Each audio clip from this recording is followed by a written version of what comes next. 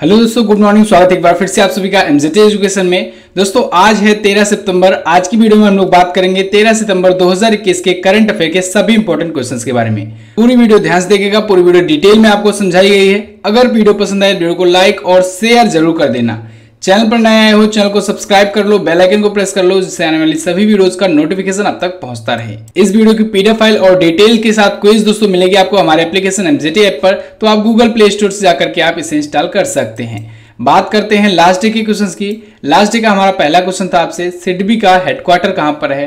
तो दोस्तों small industries development bank of India का हेडक्वार्टर है लखनऊ में। वर्ष 2011 की जनगणना के दौरान भारत के मुख्य चुनाव आयुक्त थे सी चंद्रमौली जी। फूलों की डलिया कहा जाता है हिमाचल प्रदेश को, और पंचशील का समझौता भारत और चीन के बीच में हुआ था 1954 में। चलिए बात करते हैं आज के दिन के पहले क्वेश्चन की। आज का हमारा पहला क्वेश्चन है, गुजरात के नए मुख्यमंत्री कौन बने? तो गुजरात के दोस्तों मुख्यमंत्री चेंज हो चुके हैं, अब बन गए हैं कौन? भूपेंद्र पटेल, भूपेंद्र रजनीकांत पटेल इनका नाम है, पूरा नाम है भूपेंद्र रजनीकांत पटेल। इमेज देख लीजिए, ये हैं भूपेंद्र रजनीकांत पटेल जी। ये बन गए हैं अब गुजरात के नए सीएम। ये आएंगे दोस्तों विजय रूपाणी जी की जगह पर। इससे पहले विजय रूपाणी जी ने अभी हाल ही में इस्तीफा दे दिया है और इनकी जगह पर ही बीजेपी पार्टी के ही ये आ गए हैं भूपेंद्र रजनीकांत पटेल। भूपेंद्र रजनीकांत पटेल जी दोस्तों अहमदाबाद की घाटलोडिया सीट से विधायक हैं। तो ये भी पूछा जा सकता है, इंपॉर्टेंट टर्म है, इसको आपको याद रखना चाहिए। बीजेपी की अगर बात करें दोस्तों, पिछले 6 महीने में 4 राज्यों में 5 सीएम बदल गए हैं। तो ये जो 5 सीएम अभी बदले हैं तो इनके नाम तो इंपॉर्टेंट है, इनको आपको याद रखना चाहिए। जैसे भी उत्तराखंड में 2 बैक टू बैक चेंज हुए। सबसे पहले तो त्रिवेंद्र सिंह रावत जी थे। त्रिवेंद्र सिंह रावत जी के बाद आए तीरथ सिंह रावत। तीरथ सिंह रावत के जगह पर उसके बाद फिर अब आ गए पुष्कर सिंह धामी। तो पुष्कर सिंह धामी अभी वर्तमान में है उत्तराखंड में, ठीक है। 2 चेंज हुए, त्रिवेंद्र सिंह रावत, तीरथ सिंह रावत चेंज हुए। फिर कर्नाटक आया, कर्नाटक में चेंज हुए, बीएस येदियुरप्पा जी ने इस्तीफा दिया और उसके बाद बसवराज एस बोम्मई आए। गुजरात के देखिए अब विजय रूपाणी जी ने इस्तीफा दिया और अब भूपेंद्र रजनीकांत पटेल जी बन गए नए सीएम। असम में देखिए दोस्तों, असम में कौन बन गए? हेमंत बिस्वा शर्मा, ठीक है। तो ये भी नए सीएम बने हैं, हालांकि यहाँ पर चुनाव के बाद बने हैं, लेकिन सीएम पद का उम्मीदवार चेंज किया गया था। क्लियर। चलिए अब गुजरात आया है, गुजरात के बारे में जानते हैं हम लोग। गुजरात देखते हैं मैप में, ये रहा गुजरात, यहाँ पर है गुजरात, ठीक है। गुजरात और महाराष्ट्र ये दोनों अलग हुए थे 1 मई 1960 को। इस वजह से 1 मई को मनाया जाता है दोस्तों गुजरात स्थापना दिवस और महाराष्ट्र का भी स्थापना दिवस। गांधीनगर यहाँ की है कैपिटल। विजय रूपाणी जी यहाँ के चीफ मिनिस्टर हैं। आचार्य देवव्रत जी यहाँ के गवर्नर हैं। चीफ जस्टिस यहाँ के दोस्तों विक्रमनाथ जी अभी सुप्रीम कोर्ट चले गए हैं। 2027 में फरवरी में वो भारत के चीफ जस्टिस ऑफ इंडिया भी बन जाएंगे, ठीक है। सीजेआई भी बन जाएंगे 2027 में, लेकिन बनेंगे। फिलहाल के लिए विनीत कोठारी जी को नियुक्त किया गया है। विनीत कोठारी जी यहाँ पर अभी फिलहाल के लिए हैं क्या? कार्यवाहक मुख्य न्यायाधीश। झीलों की बात करें, हमीरसर झील है, कंकरिया झील है, नल सरोवर है, थोल झील है। गिर नेशनल पार्क आपको याद रखना है, टाइगर्स के लिए फेमस है। वंसदा नेशनल पार्क, गरबा, डांडरिया, रासलीला यहाँ के लोक नृत्य हैं। चर्चित स्थल में बात करें, राजमहल मोहसाड़ा है। रानी की वाव मैंने आपको बताया था उस दिन, रानी की वाव बताया था 100 रुपये की ये नोट पर है, ठीक है। रानी की वाव गुजरात में ही स्थित है और भी गुजरात में बहुत सारी चीज़ें स्थित हैं। गुजरात तटीय रेखा वाला सबसे बड़ा राज्य है, ठीक है। इसकी तटीय सीमा सबसे ज़्यादा है। अच्छा, दक्षिण भारत में अगर पूछा जाए तो दक्षिण भारत में तटीय सीमा सबसे ज़्यादा किसकी है? आंध्र प्रदेश की। और टोटल भारत की पूछा जाए तो आप गुजरात की बताएंगे तटीय सीमा सबसे ज़्यादा है, कोस्टल बॉर्डर सबसे ज़्यादा है। अभी दोस्तों जब विजय रूपाणी जी सीएम थे तब इन्होंने वतन प्रेम योजना शुरू की थी, तो ये भी आपको याद रखना चाहिए। चलिए अब देखते हैं अगला क्वेश्चन। अगला क्वेश्चन है, हाल ही में कितने दिव्यांगों ने सियाचिन ग्लेशियर पर चढ़ाई करके एक नया वर्ल्ड रिकॉर्ड बनाया? तो अभी हाल ही में दोस्तों 8 दिव्यांगों ने सियाचिन ग्लेशियर पर दोस्तों 15,000 से ज़्यादा फीट की ऊंचाई पर चढ़ाई करके 15,632 फीट की ऊंचाई पर चढ़ाई करके एक नया वर्ल्ड रिकॉर्ड सेट कर दिया है। सियाचिन ग्लेशियर दोस्तों ये इंडिया और चाइना के बीच में है। आप देखेंगे इंडिया एंड चाइना बॉर्डर पर है और सियाचिन पर फिलहाल के लिए तो अभी चाइना का ही कब्जा है, मैंने आपको मैप में बताया था। फिलहाल यहाँ पर पर्वतारोहियों की बात हो रही है, तो पर्वतारोहियों के हिसाब से हम लोग बात करेंगे क्योंकि ये तो लोग चढ़ ही सकते हैं। तो ऑपरेशन ब्लू फ्रीडम चलाया गया था, इसके तहत 8 दिव्यांग जो हैं ये चढ़ाई कर रहे थे 15,632 फीट की ऊंचाई पर ये चढ़े हैं और चढ़ करके कुमार पोस्ट पर पहुंच गए हैं। 15,632 फीट की ऊंचाई पर है कुमार पोस्ट, ठीक है। तो वहां पहुंचने का एक नया वर्ल्ड रिकॉर्ड इन्होंने सेट कर दिया है। कोई भी अभी दिव्यांग जो हैं ये इतनी ऊंचाई तक नहीं चढ़े हुए थे। ओके, चलिए अब बात करते हैं अगले क्वेश्चन की। कृषि उत्सव नुआखाई त्यौहार किस राज्य में मनाया गया? तो नुआखाई त्यौहार दोस्तों ये मनाया गया ओडिशा में। ओडिशा का ये बहुत ही प्रमुख, बहुत ही फेमस त्यौहार होता है नुआखाई त्यौहार। और ये एक प्रकार से जब वहाँ पर नई धान की फसलें होती हैं, उगाई जाती हैं, तब फिर ये दोस्तों मनाया जाता है। नुआखाई जुहार के नाम से भी जाना जाता है, ठीक है। ये देखिए सैंड आर्टिस्ट ने बनाया हुआ है, एक सैंड आर्ट बनाया हुआ है। तो वहाँ पर जब नई धान की फसल तैयार होती है तो दोस्तों ये लोग वहाँ पर उपभोग करने से पहले तैयार करते हैं दलिया एक प्रकार का, और उस दलिया को देवी समलेश्वरी को चढ़ाते हैं। किसे चढ़ाते हैं? देवी समलेश्वरी को। अच्छा, इस दलिया को वहाँ पर नबन्ना कहा जाता है, तो नबन्ना नाम भी आपको याद रखना चाहिए। क्लियर है? अब देखिए दोस्तों उड़ीसा आया है, तो उड़ीसा से कुछ पॉइंट का हम लोग रिवीजन कर लेते हैं। रिवीजन बहुत ज़्यादा ज़रूरी है। जैसे अभी डेली जीके टेस्ट की जो लोग क्लास लेते होंगे उसमें मैंने आपको बताया था कि केंद्रीय चावल अनुसंधान संस्थान कटक में है। कहाँ पर है? चावल अनुसंधान संस्थान है कटक, उड़ीसा में, ठीक है। तो कटक का नाम आपको याद रखना चाहिए। इसके अलावा दोस्तों अभी उड़ीसा ने हॉकी टीम को, भारतीय पुरुष हॉकी टीम और भारतीय महिला हॉकी टीम, दोनों को 10 वर्षों तक स्पॉन्सर करने का फैसला लिया है। ये एक बहुत ही यूनिक फैसला है और ऐसा करने वाला भी पहला राज्य बन गया है। हॉकी को हालांकि पहले भी स्पॉन्सर करता था, लेकिन 10 वर्षों तक स्पॉन्सर करने की घोषणा कर दिया है। उड़ीसा में ही दोस्तों हॉकी से याद ही आ गया है, तो उड़ीसा में ही 2023 में होगा हॉकी का विश्व कप, होस्ट करेगा, मेजबानी करेगा उड़ीसा ही, ठीक है। विश्व hockey cup, hockey world cup 2018 वाला भी इसने होस्ट किया था। इसके अलावा दोस्तों अभी एक पैरालंपिक विजेता है, पैरालंपिक में गोल्ड जीते थे प्रमोद भगत, उनको 6 करोड़ रुपया देने की घोषणा की है नवीन पटनायक जी ने, जो कि उड़ीसा के ही सीएम हैं। उड़ीसा से देखिए स्टैटिक पॉइंट्स, तो ये रहा मैप में उड़ीसा, यहाँ पर ये रहा उड़ीसा। 1 अप्रैल को ये 1 अप्रैल 1936 को बंगाल और बिहार से अलग हुआ था। इस वजह से 1 अप्रैल को दोस्तों मनाया जाता है क्या? उत्कल दिवस या उड़ीसा स्थापना दिवस, याद रखना है, इंपॉर्टेंट है। भुवनेश्वर यहाँ की राजधानी है। नवीन पटनायक जी बीजू जनता दल पार्टी से यहाँ के हैं chief minister. Professor Ganeshi Lal ji यहाँ के गवर्नर हैं। चीफ जस्टिस हैं एस मुरलीधर। चिल्का झील यहाँ पर बहुत ही ज़्यादा फेमस है। चिल्का झील भारत की सबसे बड़ी खारे पानी की झील है। अंशुपा झील, कांजिया झील याद रखना है। सिमलीपाल राष्ट्रीय उद्यान, नंदनकानन जूलॉजिकल पार्क, ये याद रखना है। और इसके अलावा घुमरा और छाऊ लोक नृत्य याद रखना है आपको, ठीक है। जगन्नाथ मंदिर है दोस्तों, जगन्नाथ पूरी यात्रा निकलती है, ठीक है, पूरी जगन्नाथ मंदिर की यात्रा निकलती है, इसको याद होना चाहिए आपको। कोणार्क का सूर्य मंदिर है, ये आपको पता होना चाहिए। कटक में अभी मैंने आपको बताया चावल अनुसंधान केंद्र है, यहाँ से आप याद कर सकते हैं, ठीक है। बहुत सारे रिवीजन पॉइंट है, आपको रिवीजन करते रहना है। अगला क्वेश्चन देखते हैं। हाल ही में किसने तेलंगाना की बहुचर्चित परियोजना मेडिसिन फ्रॉम द स्काई का उद्घाटन किया? तो अभी हाल ही में मेडिसिन फ्रॉम द स्काई का उद्घाटन किया है दोस्तों ज्योतिरादित्य सिंधिया जी ने। ज्योतिरादित्य सिंधिया जी ये भारत के केंद्रीय उड्डयन मंत्रालय के मंत्री हैं। तो केंद्रीय उड्डयन मंत्री ज्योतिरादित्य सिंधिया जी ने मेडिसिन फ्रॉम द स्काई नाम की एक परियोजना का उद्घाटन किया है, जो कि तेलंगाना सरकार की ये बहुचर्चित योजना है। देखिए दोस्तों ये तेलंगाना सरकार के द्वारा शुरू किया गया था, मेडिसिन फ्रॉम द स्काई। इसके तहत क्या होगा कि ड्रोन के माध्यम से कुछ इस प्रकार से मेडिसिन हुए, वैक्सीन हुई या फिर कोई भी मेडिकल इक्विपमेंट हुआ, जो छोटा मोटा इक्विपमेंट हो, वो सप्लाई एक जगह से दूसरी जगह की जाएगी, उसकी डिलीवरी की जाएगी। तो ये बहुत ही यूनिक योजना है, भारत में ये ऐसी पहली योजना है। तेलंगाना ऐसी योजना शुरू करने वाला पहला राज्य भी बन गया है। तो फिलहाल ये ड्रोन जो है ये उड्डयन से रिलेटेड है, तो इस वजह से उड्डयन मंत्रालय के जो मंत्री हैं उन्होंने इसका शुभारंभ किया है, ठीक है। तो ऐसा नहीं है कि ये केंद्र सरकार की योजना है, ये योजना जो है ये राज्य सरकार की ही है, ठीक है। ये उड्डयन मंत्री हैं, तो इनको आकर के इनका केवल शुभारंभ इन्होंने किया है। विकाराबाद में इन्होंने इसका शुभारंभ किया है। तो सबसे पहले ये भी पूछा जा सकता है कि कहाँ से शुरू हुई ये परियोजना, तो आप बताएंगे विकाराबाद से।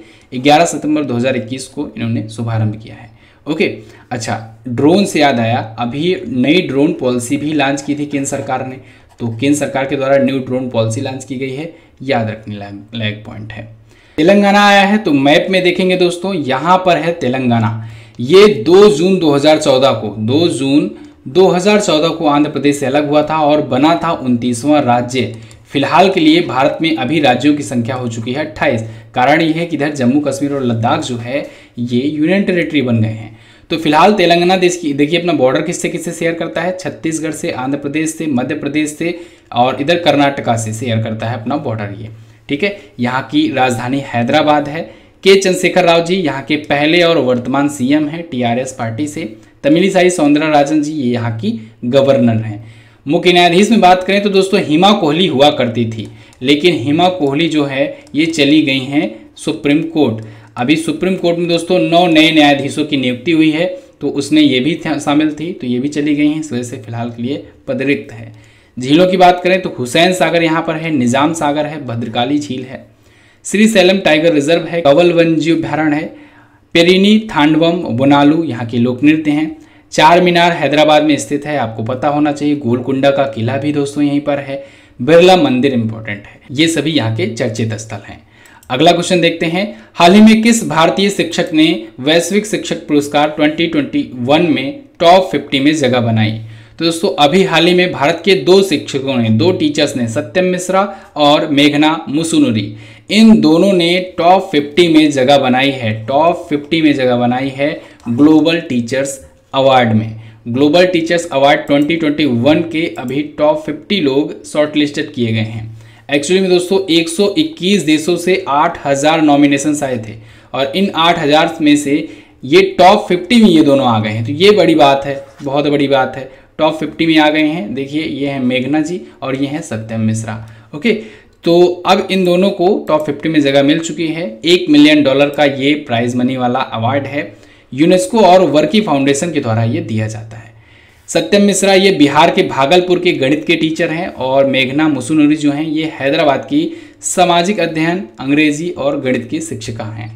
अच्छा, पिछली बार दोस्तों ग्लोबल टीचर अवार्ड किसने जीता था? Very very most important, Ranjit Singh Disale, Maharashtra के ये टीचर थे और इन्होंने वैश्विक शिक्षक पुरस्कार यानी ग्लोबल टीचर प्राइज 2020 जीता है। बहुत ज़्यादा इंपॉर्टेंट है, ये क्वेश्चन पूछा भी जाएगा। क्लियर? अगला क्वेश्चन देखते हैं, यूएस ओपन 2021 में महिला सिंगल्स का खिताब किसने जीता? तो दोस्तों महिला सिंगल्स का खिताब जीत लिया है किसने? एम्मा रादुकानु ने। एम्मा रादुकानु ये ब्रिटेन की हैं और इन्होंने पहली बार अपना पहला खिताब जीता है। इन्होंने लेला फर्नांडिस को हराया है जो कि कनाडा की हैं। तो देखिए ये हैं एम्मा रादुकानु, ये ब्रिटेन की हैं और इन्होंने पहली बार जीता है अपना खिताब। ब्रिटेन को दोस्तों 40 से ज़्यादा वर्षों के बाद, 4 दशकों के बाद ये खिताब दिलाई हुई हैं और जीत ली हैं यूएस ओपन का खिताब। अच्छा, यूएस ओपन में दोस्तों जब मैं ये वीडियो रिकॉर्ड कर रहा हूँ तो मेन सिंगल वाला भी मैच हो चुका है। ये तो वीमेन सिंगल का जीती हैं, मेन सिंगल का भी हो चुका है, लेकिन चूंकि जब ये पीपीटी बन रही थी तब मेन सिंगल नहीं हुआ था। तो यहाँ पर मैं आपको बता दे रहा हूँ, कल इसका डिटेल क्वेश्चन भी आ जाएगा, उसमें भी बता दूंगा और आज दिन में यूएस ओपन पर वीडियो भी आएगी। जैसा कि सभी ग्रैंड स्लैम पर वीडियो अवेलेबल कराई जाती है, तो यूएस ओपन पर भी वीडियो आएगी, तो इस पर हम लोग डिटेल में भी चर्चा कर लेंगे। फिलहाल जो बेसिक जानकारी है उनको मैं आपको बता ही दे रहा हूँ। जैसे ये डेनियल मेदवेदेव ने दोस्तों नोवाक जोकोविच को हरा दिया है। नोवाक जोकोविच ये 3 के 3 अभी तक के ग्रैंड स्लैम जीत चुके थे। चौथा ये आखिरी था, साल का आखिरी यूएस ओपन, ये हार गए नोवाक जोकोविच। लेकिन फिलहाल कोई बात नहीं, इस साल का 3 ग्रैंड स्लैम नोवाक जोकोविच ने जीता, 1 जीता है डेनियल मेदवेदेव ने। आपको ज़्यादा याद करने की जरूरत नहीं पड़ेगी।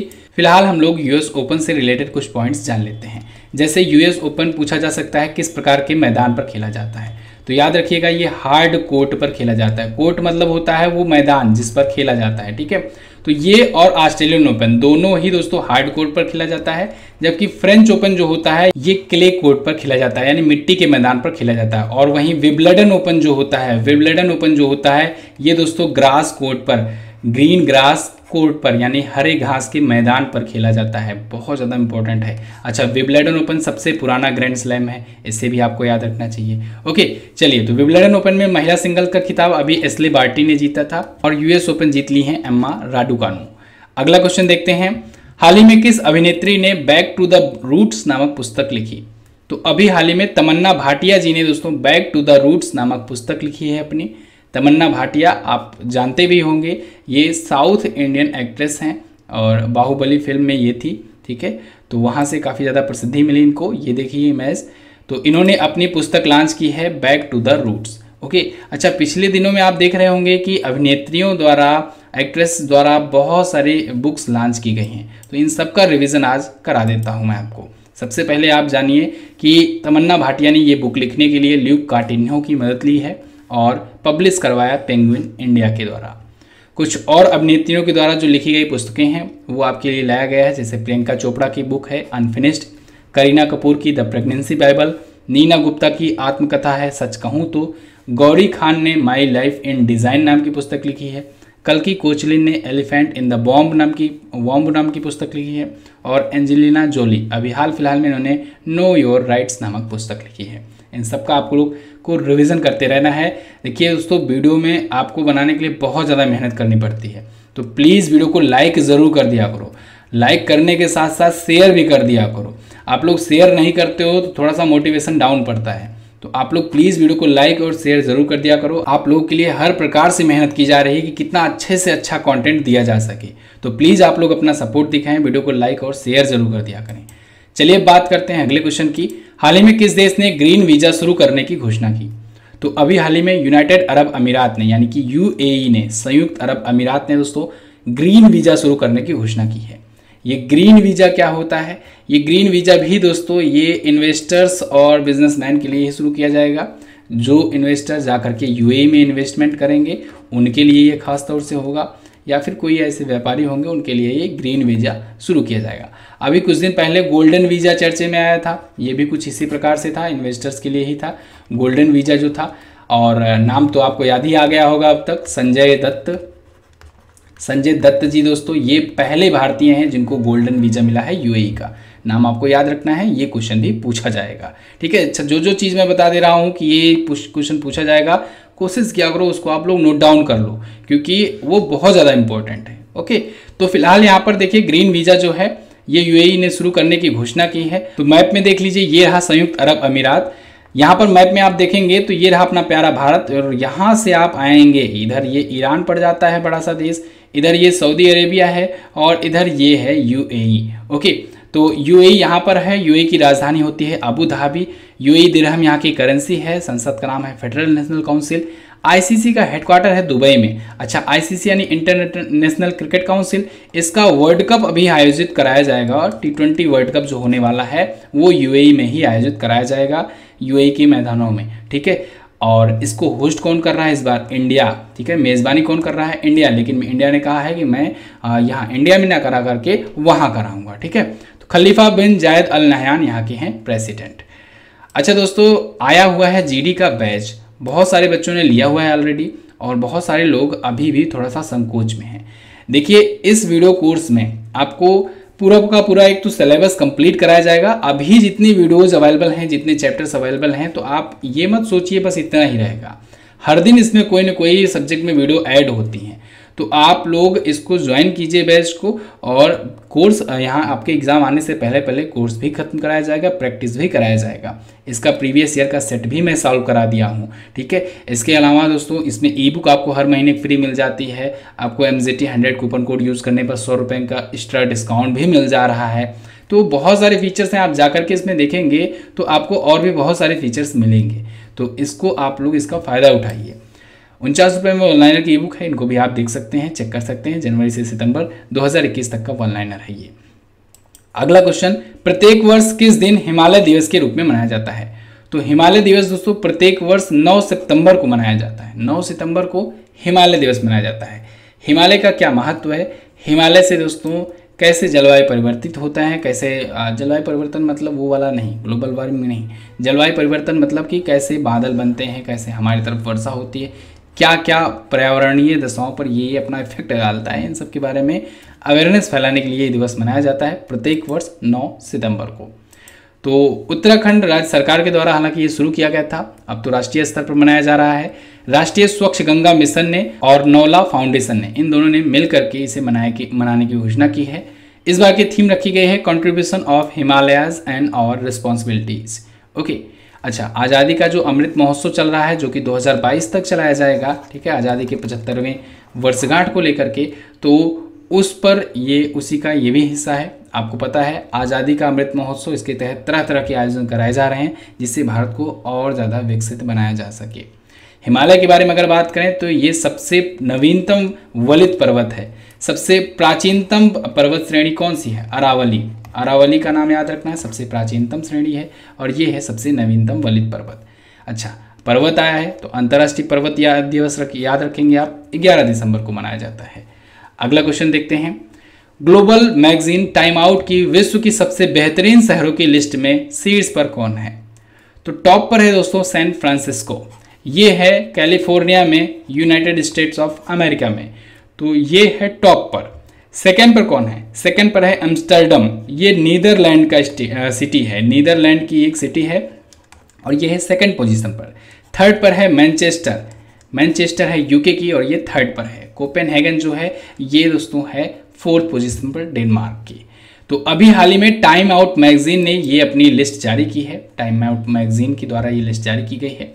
ये आप जो सिटी देख रहे हैं ये मैनचेस्टर सिटी है, ठीक है, बहुत ही खूबसूरत सिटी है। तो ये जो रैंकिंग है ये टाइम आउट मैगजीन के द्वारा लॉन्च की गई है। दुनिया के 37 सबसे खूबसूरत शहरों की लिस्ट जारी की गई है। इसमें एक भी भारतीय शहर शामिल नहीं है। टॉप पर है अमेरिका।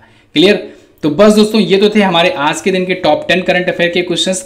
आई थिंक दोस्तों अब आपको बहुत ही बेहतर तरीके से ये पीडीएफ और पीपीटी वगैरह मिल रही है और वीडियो में कंटेंट मिल रहे हैं। कारण यह है कि क्वेश्चन से बिल्कुल हूबहू मिलती हुई आपको इमेज मिल जाती है और एक इमेज दोस्तों हजारों शब्दों के बराबर होती है, ये तो आप सुने ही होंगे।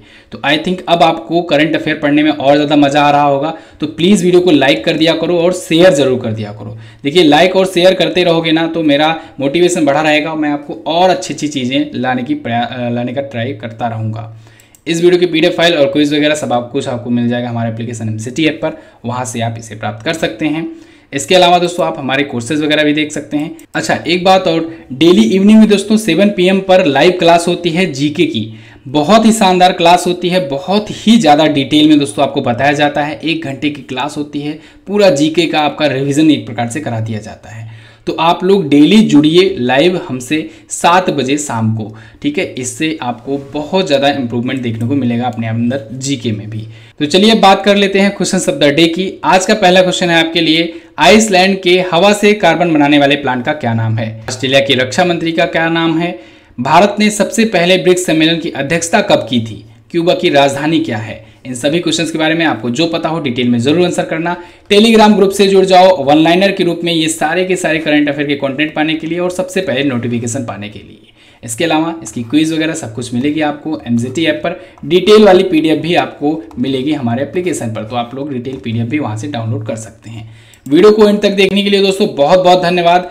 मिलेंगे अगली वीडियो में, तब तक के लिए नमस्कार, जय हिंद, वंदे मातरम।